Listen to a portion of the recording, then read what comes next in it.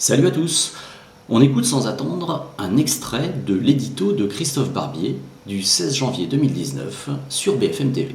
Alors justement, Christophe Barbier, le référendum d'initiative citoyenne, est-ce que Emmanuel Macron a entrouvert la porte? Il a entrouvert la porte. Il a dit attention, il ne s'agit pas d'organiser une compétition des démocraties, la démocratie directe d'un côté avec des référendums, et puis de l'autre côté la démocratie représentative par les députés et les autres élus. Il faut que l'expression citoyenne soit plus ouverte, qu'on consulte plus souvent les citoyens, mais il faut trouver des formes qui ne créent pas la destruction de la démocratie représentative par la démocratie directe. C'est-à-dire pas de référendum révocatoire et pas de référendum qui pourrait, à l'initiative des citoyens, détruire au mois de mai la loi qui aurait été votée au mois de février. Ça, non, il ferme la porte. En revanche, il explique bien qu'il faut en effet faire respirer la démocratie, sinon elle est contestée. On l'a vu avec le mouvement des Gilets jaunes. Et puis il prend un exemple dans l'actualité pour montrer que le référendum, ça n'a pas réponse à tout, c'est le Brexit.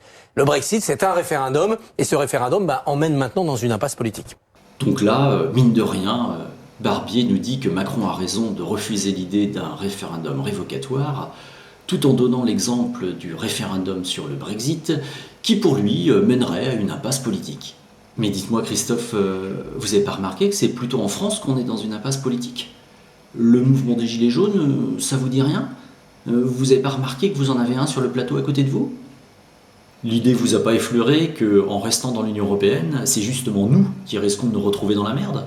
À mon humble avis, entre un peuple qui retrouve sa souveraineté et l'autre qui reste soumis aux diktats de l'Union Européenne, je pense que c'est le deuxième qui risque de se retrouver dans une impasse politique. Oui, je sais, vous allez me dire, une propagande européiste sur un média de masse, c'est pas nouveau. Mais bon, désolé, j'ai craqué. Sur ce, je vous souhaite une bonne journée.